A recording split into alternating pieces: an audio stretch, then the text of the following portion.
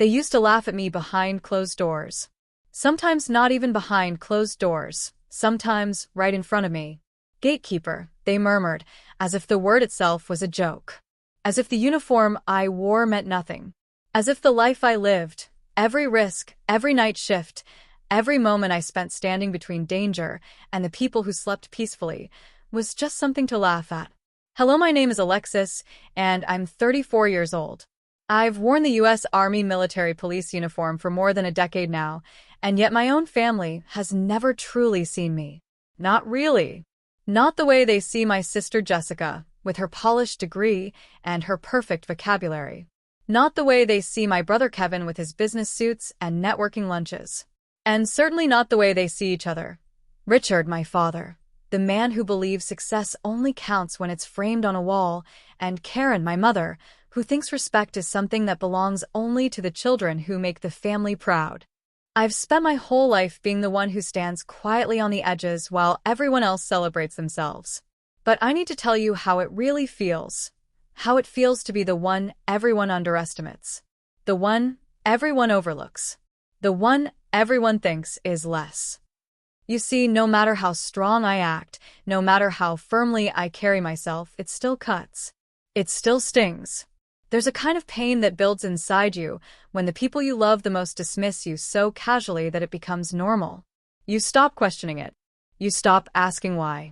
You just accept it, and the acceptance becomes its own kind of prison.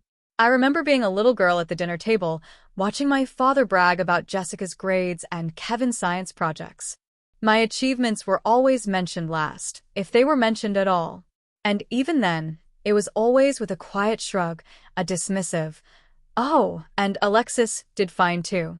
Fine. The word that means acceptable but unremarkable.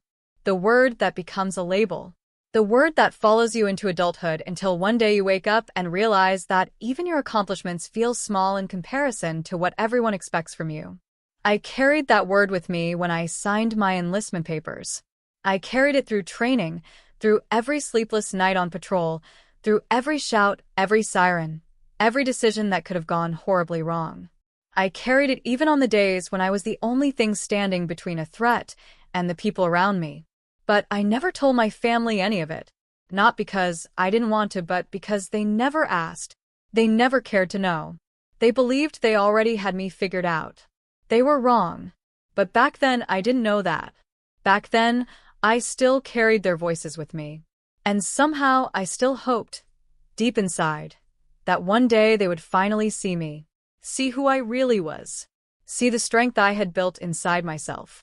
I didn't know that the day they finally saw me would be the day they wished they hadn't underestimated me. That day didn't arrive slowly. It didn't come with a warning. It crashed into my life the way lightning splits open the sky. And it all began with a single moment, a moment so ordinary on the surface that it could have been overlooked. But it wasn't. Not by me. Not by the world. And not by the people who had spent their whole lives thinking I was nothing more than a girl who stood at a gate checking IDs. They had no idea what was coming. Not yet. But they were about to find out. If you asked my family to describe me at any point during my childhood or adolescence, they would have all said the same thing. Alexis? She's fine. That word again. Fine. Not exceptional. Not impressive. Not worth praising. Just fine. It didn't matter what I achieved. Jessica was always the brilliant one. Kevin was always the promising one. I was always the one in the background. When Jessica won her first academic award, my parents took her out for dinner. Everyone dressed up. Everyone celebrated. When Kevin made the honor roll, they held a barbecue and invited the neighbors to share the good news. But when I scored high on my placement exams, my mother only said, "Good, sweetheart," while folding laundry, and my father asked, "So, is that enough to get you somewhere real?" Somewhere real. What they meant was, somewhere that we think matters. And when I enlisted in the Army, my family didn't say, "Congratulations." They didn't say, "We're proud of you." They didn't say, "You're brave." No, Jessica frowned and said, "Why would you do that?" Kevin laughed and said, "You? Seriously? You're not tough enough." My mother whispered to my father, "She's throwing her life away." And my father said the words I will never forget. She just wants to avoid responsibility. The army will tell her what to do, and she won't have to think for herself. That one stung so deep I felt it burn inside me. They believed, honestly believed, that choosing a life of discipline, danger, and service meant I was running from real responsibility. And when I graduated from training, they didn't even come to the ceremony. Jessica had a study group. Kevin had work. My father had an important meeting. My mother said she didn't want to sit outside in the heat. So I stood there, uniform pressed, boots shined, heart pounding, with no family in the crowd cheering for me. I watched other soldiers hug their parents, their siblings, their partners. Cameras flashed. People cried. Pride filled the air like electricity. I stood alone. That was the day I learned something no child should learn about their family. Sometimes they don't celebrate you because deep down, they don't believe you're capable of achieving anything worth celebrating. But it didn't stop there. No matter how many years passed, the comments continued. Every Thanksgiving? What exactly is it that you do again, Alexis? You're basically a security guard, right? Every Christmas? Jess got a promotion. Kevin's business is expanding. Oh, and Alexis, how's the army? Still standing at that gate. Every family reunion? Hey, there's our gatekeeper. Laughter. Smirks. Casual cruelty wrapped in the disguise of jokes. It became normal for them. It became routine. And eventually it became expected. I told myself for years that it didn't hurt anymore. But that was a lie I whispered to myself just to survive. Because the truth was simple. They never saw me as their equal. They never saw me as someone to admire. They never thought I would become more than the quiet girl in the corner. They never imagined that one day, the whole country would know my name. Most people think the life of a military police officer is simple, standing at a gate, saluting cars as they pass, checking IDs, and calling it a day. That's the version my family believes, the version civilians casually assume, the version strangers imagine when they hear MP. If only they knew. My days start before sunrise. The alarm goes off at 0430, and I'm usually halfway dressed by the time my brain wakes up. I tie my boots tight, tighter than most people tie their lives together, and step into a uniform that has carried sweat, fear, and pride all at once. By 0500, we're at roll call. No small talk. No lazy mornings. Just briefings, quick updates, and a rundown of anything suspicious reported overnight. Then the real work begins. Some days I'm assigned to access control, where every vehicle, every ID, every glance could mean the difference between a normal day and a catastrophe. A single hesitation can cost lives. A single mistake can let something or someone slip through. Civilians don't realize how often we deal with threats that never make the news. Fake IDs, unauthorized visitors, vehicles that don't match registry data, people trying to bluff their way onto a federal installation. And that's just the simple part. Other days I'm assigned to patrol duty. That's when things get unpredictable. Domestic disputes on base housing, DUIs, suspicious activity, disorderly conduct, accidental injuries, missing kids, security's alarms. We're the first ones there always. We're the ones who deal with the mess, the confusion, the chaos before anyone else even knows something happened. Some nights I found myself running toward danger while others ran away. Some nights I've had to make decisions that left my hands shaking afterward. Some nights I've gone home with adrenaline still rushing through my veins. But none of those nights compared to the incident that happened 1 week before the reunion. It was supposed to be a routine shift. My assignment that day was working the primary vehicle inspection lane. Hot weather, long lines, irritated drivers, nothing unusual. But halfway through my shift, a dark SUV pulled up and something felt off immediately. Not the driver, the vehicle. It sat lower on one side, the suspension wasn't reacting normally, and the engine sounded heavier. Not louder, heavier. That subtle drag that only comes from extra weight. A lot of extra weight. The driver handed me his ID. His hands looked steady, but there was a shine in his eyes, like someone forcing calm, not feeling it. I checked the ID, scanned it, and it cleared the system. But my instincts told me something wasn't right. And in MP life, instincts are survival. I asked him routine questions. His answers were consistent, rehearsed, but a little too rehearsed. So I followed protocol and asked him to pull over to the secondary inspection area. That's when he froze. Just for a moment. A flicker. Barely noticeable to anyone else. But I saw it. The human brain betrays itself in microseconds. He hesitated. That hesitation was all I needed. I signaled for backup and quietly activated the silent alert. Within minutes, additional MPs surrounded the area. The driver grew tense. His eyes darted. But before he could make a move, he was detained. When EOD, Explosive Ordnance Disposal, arrived, they confirmed what I felt in my gut the moment that SUV rolled up. There were materials inside the vehicle that could have caused mass casualties. The entire base was put on lockdown. FBI took over. Intel teams began their work. And I was ordered to stay silent. No details. No explanations. Not even to my own family. So I went home that night with the weight of 100 lives on my shoulders, while my family still saw me as just a gatekeeper. The invitation came on a Thursday evening, tucked between grocery store coupons and a utility bill. A white envelope with my mother's looping handwriting across the front. I knew what it was before I even opened it. Our annual family reunion. The one event my parents treated like a sacred tradition, a measurement of success, a stage where they could showcase Jessica's achievements and Kevin's business ventures. I stared at the envelope for a long moment, wondering why my chest felt tight. Part of me wanted to tear it open. Another part wanted to drop it straight into the trash. I hadn't forgotten the last reunion, how my father had introduced Jessica as our star, Kevin as our pride, and me as the one in the army. Not even our daughter in the army. Just the one. Eventually, I opened it. Inside was a glossy invitation card with cheerful colors and a picture of a rented event hall in Austin. Family reunion. A night to celebrate us.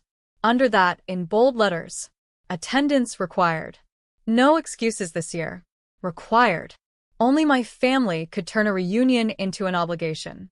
Later that night, my phone buzzed. I didn't need to check the caller ID to know it was my mother. "Alexis," she said immediately, skipping any greeting, "you got the invitation, right? Your father, and I expect you to be there. Jessica is flying in, Kevin's bringing colleagues, and we want the whole family together." There was that tone again. That polished, social tone she saved for moments when she needed to impress others. I waited for the rest, the real reason she called. And right on cue it came. "And please," she added delicately, "wear something nice this time." Last year's uniform made the pictures look severe. The uniform she was talking about was my dress blues.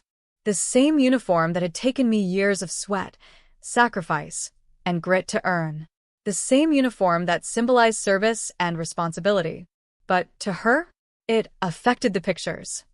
"I'll think about it," I said quietly. She sighed, the dramatic kind of sigh meant to guilt me. "Alexis, don't make this difficult. Everyone else will be there." Everyone else. I hung up and sat on the edge of my bed, staring at the golden stitching on my uniform jacket hanging in the corner. I thought about the incident with the SUV. The threat I had stopped. The silence I had been ordered to keep. The weight of what I carried versus the weight of what my family thought of me. I didn't owe them anything. And yet, a small, stubborn part of me still hoped they might see me differently one day. Maybe not with celebration. Maybe not with pride. Just differently. So after a long breath, I made my decision. I would go. Not for them. For me. The reunion was held at a private event hall on the outskirts of Austin, a place my parents had rented to set the right impression, as my mother proudly told everyone in the family group chat. When I walked in, the first thing I noticed was how polished everything looked. The fairy lights, the buffet tables, the floral centerpieces, everything screamed, "We're doing well," even if the truth was more complicated. I stood near the entrance for a moment, taking a breath, smoothing the front of the simple navy blue dress I had chosen instead of my uniform, mostly to avoid another lecture from my mother about picture aesthetics. I didn't even get a full step inside before Jessica's voice cut through the chatter like a cold blade. Oh, She actually came. Her tone wasn't surprised. It was amused, almost annoyed, as if my presence inconvenienced her. She walked up to me in a fitted white jumpsuit that looked like it cost half my monthly paycheck, her hair styled perfectly, her makeup flawless. Jessica always knew how to make an entrance, and she always reminded me of it. "You could have tried a little harder with the outfit," she said, eyes scanning me from head to toe. "It's a family event, not whatever casual thing you usually do." I forced a small smile. "Good to see you too, Jess." Before she could reply, Kevin strolled over with a drink in his hand, laughing with a group of guys in tailored suits. He glanced my way and instantly smirked. "Well, look who it is," he announced loudly, as if I were part of some entertainment segment.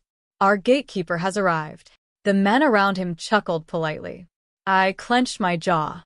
"Nice to see you, Kevin." "Yeah," he said with a shrug. "Must have been tough to get the night off from standing at a gate?" The men laughed again, this time more openly. Kevin grinned like he'd just delivered a punchline worthy of applause. Before I could respond, my mother, Karen, appeared beside them, carrying a tray of appetizers. "Alexis," she said with a bright smile that never reached her eyes. "Try to smile in photos this time, okay? You always look tense." Tense. Another one of her gentle insults.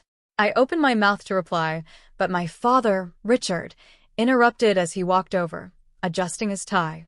"Let's not make the night awkward," he said, patting Jessica's shoulder affectionately. "We don't want things to feel unbalanced. Jessica and Kevin have accomplished so much this year. Let's keep the focus on them." My mother nodded quickly. "Yes, exactly. This night is special for them." I blinked. "And I'm what?" "Background decoration." They didn't even flinch at the sarcasm. Jessica laughed softly, as if I was being dramatic. Kevin rolled his eyes. My father actually said, "Sweetheart, we're just being realistic. people want to hear about success. Academic awards. Business growth. You know, real accomplishments." Real accomplishments. Because risking my life for my country didn't qualify. The humiliation didn't stop there. During dinner, my parents gave a little toast. My father praised Jessica for her recent award in clinical psychology. My mother praised Kevin for expanding his business. Guests clapped, nodded, smiled. Then someone asked, "And what about Alexis?" My parents exchanged a look. That heavy, awkward, dismissive look. "Oh, she's doing her army thing," my mother said with a weak laugh. "Security stuff. Nothing dramatic. Nothing dramatic." If only they knew. Jessica leaned toward a group of relatives and whispered loudly, "She basically checks IDs. It's like being a bouncer in uniform." I felt heat rising in my chest, but I swallowed it. This wasn't new. This wasn't surprising. This was routine. But something inside me shifted that night. Their words didn't just hurt. They echoed against the silent truth I carried from that SUV incident. A truth they were about to face. Harder than they ever expected. I slipped away from the noisy hall the moment I felt my chest tightening. The laughter, the clinking glasses, the subtle insults wrapped as jokes. It all felt heavier tonight. I stepped outside onto the patio, where fairy lights flickered above me and cool Texas air brushed against my skin. For a moment, I let myself breathe. Just breathe. I had barely taken one steadying breath when my secure phone buzzed in my purse. Not my personal phone. My unit phone. The one that never rings unless something is wrong or urgent. My pulse kicked hard. I pulled it out quickly, the familiar black case cold in my hand. An unknown bass line flashed on the screen, and my stomach dropped. Calls like this did not happen casually. I stepped further away from the glass doors so no one inside could hear and pressed the phone to my ear. "Staff Sergeant Alexis speaking." A firm voice answered immediately. "Alexis, this is Captain Harris." I straightened instinctively, letting muscle memory take over. "Yes, sir." There was no small talk. No warm-up. Just straight orders, typical military tone. "Listen carefully," he said, his voice low, controlled. The intelligence report regarding last week's intercepted vehicle has been cleared for limited media release. My heart stopped for a second, then kicked twice as fast. They were releasing it? Already? Sir, I said slowly. What does that mean for me? There was a brief pause. I could almost hear him choosing his words. It means your name may appear on national outlets within the next hour. Possibly sooner. I felt the world tilt beneath me. He continued, multiple agencies were involved, including FBI and EOD. But you were the first point of contact. Your decision to move that SUV to secondary inspection triggered the entire chain of response. Higher command approved partial disclosure. Media might highlight your role. My breath caught. My hands trembled slightly. I looked back at the bright reunion hall through the glass, my family laughing, Jessica posing for pictures, Kevin bragging to his friends, my parents beaming proudly at their golden children, completely unaware that everything was about to change. Understood, sir. I managed. My voice sounded steadier than I felt. Captain Harris continued, you are advised to remain available. Public affairs may attempt to contact you. And, Alexis, be prepared. This could get big. Get big. The words echoed in my head like thunder rolling across an empty field. Yes, sir. I repeated quietly. He gave a final instruction. Maintain professionalism. No statements until cleared. And, Alexis. Yes, sir? You did good. Damn good. The line disconnected. I stood there frozen for a moment, staring at my reflection in the glass door. My heart hammered, so hard it felt like it would tear through my chest. A strange mix of fear, shock, and something I hadn't felt in a long time. Pride. Not the loud, showy kind my parents adored. Real pride. Earned pride. The pride of knowing I had saved lives. And inside that hall, the people who had mocked me my entire life were minutes, maybe seconds, away from seeing the truth they had never believed. Their gatekeeper was about to appear on national news. And everything they thought they knew about me was about to shatter. I walked back into the event hall slowly, my pulse still thundering in my ears. The noise hit me all at once. Music, laughter, conversations layered over each other. It felt unreal that just outside those glass doors, my world had shifted, and yet in here, everything looked the same. But then I noticed it. People had gathered near the bar, forming a half-circle around the mounted television. Their expressions were confused, curious, some even tense. The loud music had been turned down. A few relatives whispered to each other urgently. Something was happening. Jessica was standing at the edge of the group, one hand covering her mouth, eyes wide. Kevin had stopped laughing. My mother looked pale. My father was squinting at the TV like he couldn't quite trust what he was seeing. I walked closer, slowly, feeling the air thicken with every step. And then I heard the voice. Victoria's voice. Her calm, authoritative tone echoed across the hall as the news anchor read from the teleprompter. Breaking news. A potential mass casualty threat was prevented last week at Fort Mason after a suspicious vehicle was intercepted by a U.S. Army military police officer. The room went silent. Completely silent. The camera switched to recorded footage. A blurred-out SUV. EOD teams. Military personnel moving in formation. And then, my breath caught in my throat. A picture appeared. My picture. My uniform. My face. Victoria continued, her words slicing through the silence. The officer, identified as Staff Sergeant Alexis, followed protocol and moved the vehicle to secondary inspection. Her immediate response triggered a base-wide alert that allowed federal agencies to intervene and neutralize the threat. Officials estimate that her actions may have saved dozens, possibly hundreds, of lives. Gasps rippled across the hall. Jessica stumbled back a step, gripping the table behind her. Kevin's drink slipped slightly in his hand. My mother whispered, No, that can't be. My father blinked rapidly, as if his brain was trying to rewrite reality. I stood there watching them, my chest rising and falling slowly. The TV screen stayed on me for several long seconds. Seconds that felt like a lifetime. The The same family who called me just a gatekeeper, who downplayed my job, who treated my service like a hobby, was now staring at me like they had never seen me before. Jessica finally broke the silence. Her voice thin, trembling. "Alexis, that's you?" Kevin's jaw clenched as he whispered, "This is unreal." My mother's hand shook as she touched her chest. My father, who had never once come to a ceremony, a graduation, or a deployment farewell, looked at me with an expression I had never seen on him. Fear. Shock. And something dangerously close to respect. Victoria's voice concluded softly.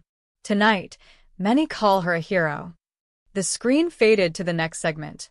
But in that hall, nothing faded. Everything had changed. The silence in the hall didn't last long. It shattered the moment people realized I was standing right there among them. Suddenly, every pair of eyes turned toward me, not with dismissal, not with annoyance, not with amusement, but with shock. And something far more uncomfortable for them: recognition. My mother, Karen, was the first to move. She hurried toward me, her hands trembling, her voice unsteady. "Alexis, sweetheart, why didn't you tell us? Why didn't you say anything?" Her eyes darted between me and the TV as if she needed confirmation that the woman on the screen and the daughter standing in front of her were the same person. My father, Richard, stepped up beside her, adjusting his glasses like he needed to see me clearly for the first time in his life. I didn't know," he said, a strange softness cracking through his usual firmness. "Alexis, this is extraordinary." Jessica stood frozen, lips parted, mascara-darkened lashes blinking rapidly. She gave a small, shaky laugh, one of disbelief, not humor. "You never said," she whispered. "I mean, we thought your job was simple." Kevin, who always had a joke ready, didn't have one now. His face was drained of color. He opened his mouth, closed it, then finally forced out, "Lex, you actually saved all those people?" I didn't answer. I didn't need to. The truth was already echoing in every corner of the hall. Suddenly, relatives I barely knew approached me, shaking my hand, patting my shoulder, telling me how proud they were. People who had never once asked me what I did suddenly wanted every detail. Even Kevin's friends, the ones who laughed at his gatekeeper joke earlier, were now looking at me like I was someone they wished they'd respected from the beginning. But I stayed quiet.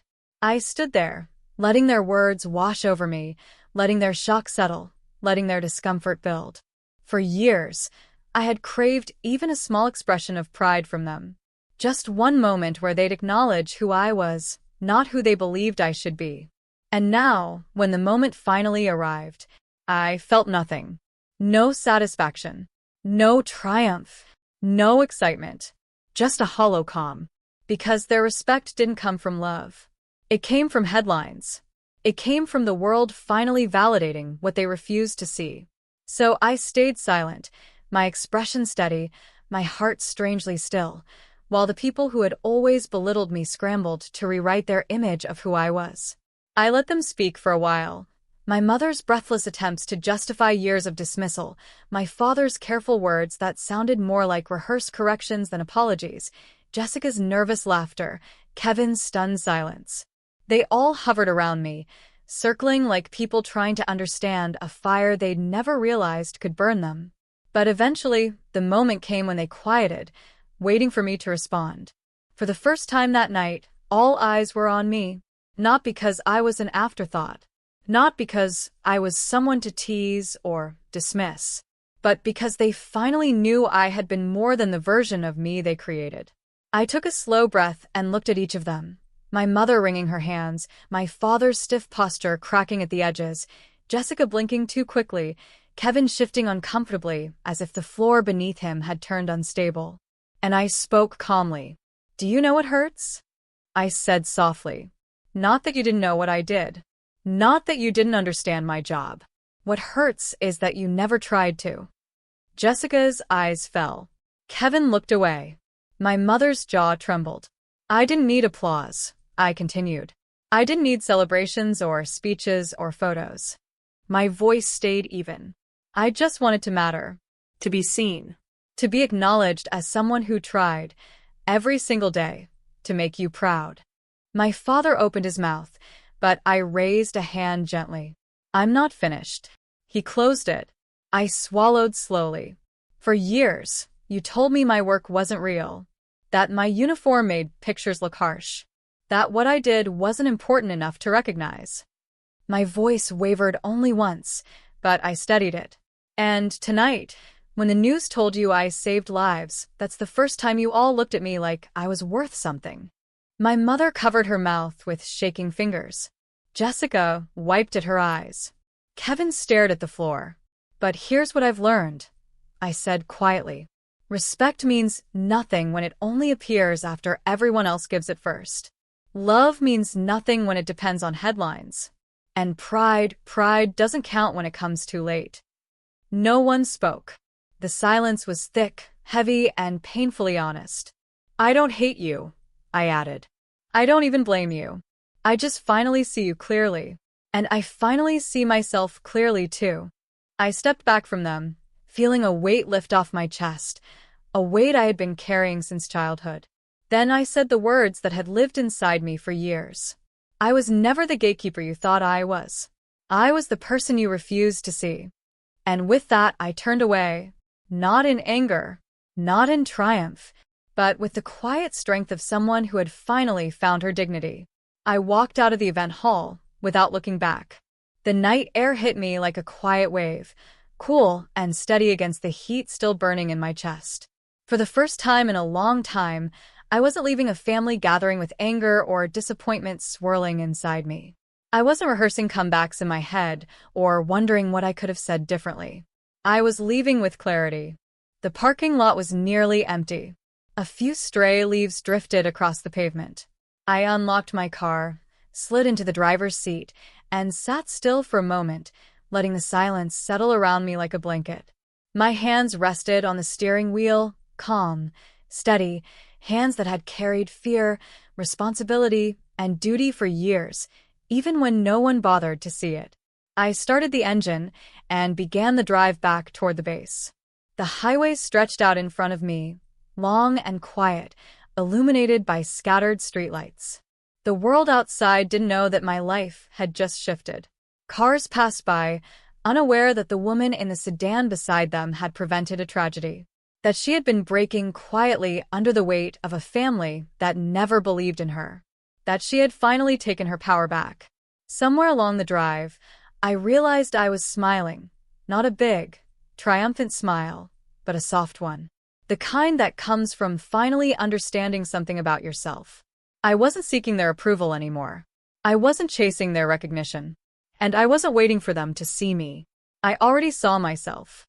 The base gate came into view, the same place where I had been mocked for just standing around, the same place where I had made the decision that saved countless lives.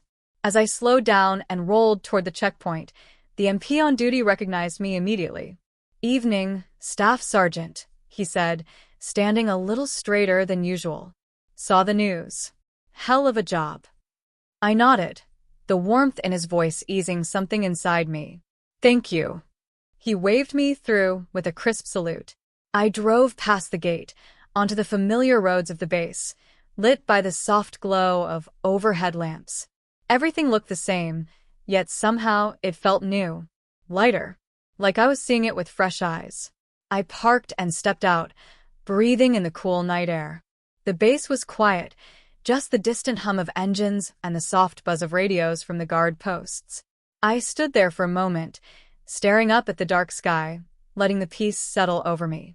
I had spent years doubting myself because the people who should have lifted me up chose instead to look down on me. Years shrinking myself to fit inside the small box they built for me. But tonight proved something neither they nor I could ignore anymore. I had been more than enough all along. As I walked toward my barracks, my boots echoing softly on the pavement, I felt a calm certainty bloom inside my chest, a certainty that didn't depend on applause, validation, or family pride. It depended only on truth. And the truth was simple. They once called me just a gatekeeper. But the night my face lit up the national headlines, I finally walked through a gate of my own, the gate to the life, the respect, and the self-worth I always deserved. If you connected with this story or found strength in it, make sure to like the video so more people can discover it. Share your thoughts in the comments. I read every single one, and your experiences mean more than you know. And if you enjoy powerful real-life stories like this, don't forget to subscribe to the channel. New stories are coming, and trust me, you won't want to miss what's next.